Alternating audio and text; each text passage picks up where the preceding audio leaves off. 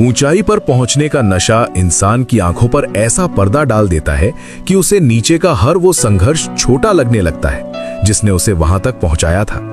जो हाथ कभी सहारा बने थे, जो कंधे कभी बोझ उठाने को आगे आए थे, जो लोग बिना किसी स्वार्थ के साथ चले थे, सफलता की चमक में वही सबसे पहले धुंधले पड़ जाते हैं। इंसान समझने लगता है कि उसने सब कुछ अकेले कर लिया, उसकी मेहनत ही सब कुछ थी, उसके हुनर ने ही उसे वहां पहुंचाया, और इसी अहंकार में वो अपनी जड़ों से कटने लगता है। पर वो भूल जाता है कि पेड़ जितना ऊंचा होता है उसकी जड़ें उतनी ही गहरी होती हैं। यही जीवन का सबसे बड़ा भ्रम है, ऊंचाई को स्थायित्व समझ लेना, जबकि सत्य यह है कि हर ऊंचाई परीक्षा होती है और हर सफलता चरित्र की कसौटी।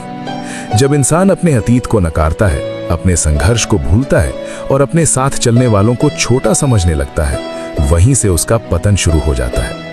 बाहर से वो चमकता रहता है पर अंदर से खोखला हो चुका होता है, और खोखला पेड़ तेज हवा में सबसे पहले गिरता है। महादेव का नियम बहुत स्पष्ट है, जो कृतज्ञ नहीं होता वो टिक नहीं पाता।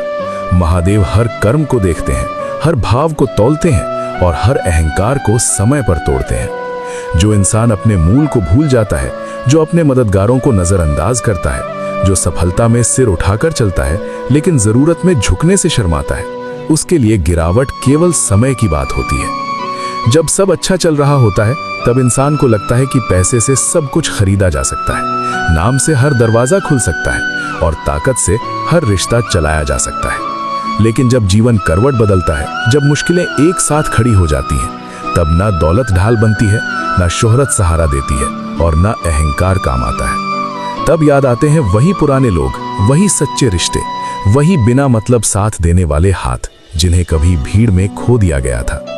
महादेव यही सिखाते हैं कि ऊंचाई पर पहुंचकर झुक जाना कमजोरी नहीं बल्कि सबसे बड़ी ताकत है। जो झुकना सीख लेता है वही टिकना सीखता है, जो धन्यवाद देना जानता है वही आगे बढ़ते हुए भी इंसान बना रहता है, और जो अपनी जड़ों से जुड़ा रहता है उसे कोई तूफान उखाड़ नहीं पाता।